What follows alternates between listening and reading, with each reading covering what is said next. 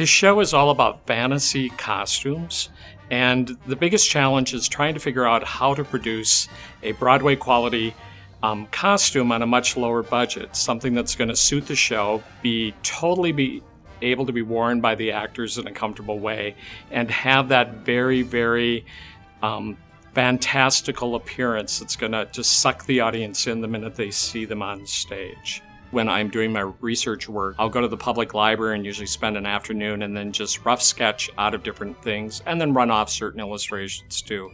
Then I'll come back and do another rough sketch of each individual costume, and then from there it goes into a refined sketch.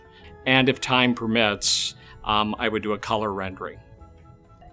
After I have a finished sketch, I will give it to the person who's called the draper.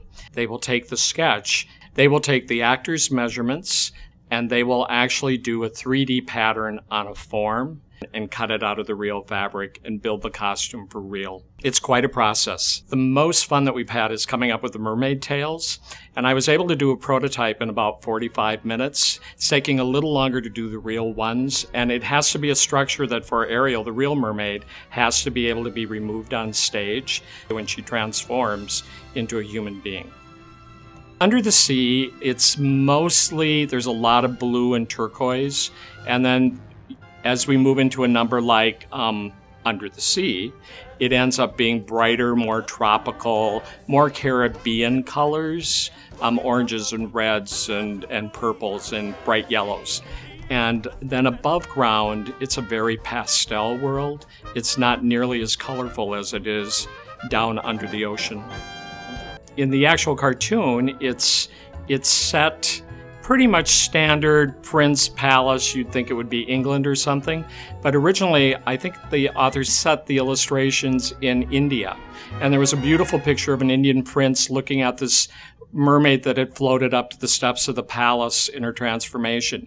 We jumped from that, and so the whole second segment, Above Ground, is now set in colonial India in about 1860. So we are working with sari fabrics and traditional Indian dress. We're lucky in this show, since the Above Ground is set in India, that I am able to use real Indian saris. And even though they're sort of expensive, they are still cheaper than actually constructing the costume from scratch. The people that are working for me are incredibly professional. They take a great deal of pride in their finished product. I'm very lucky to be able to have people from all over the Twin Cities coming out to work in the shop.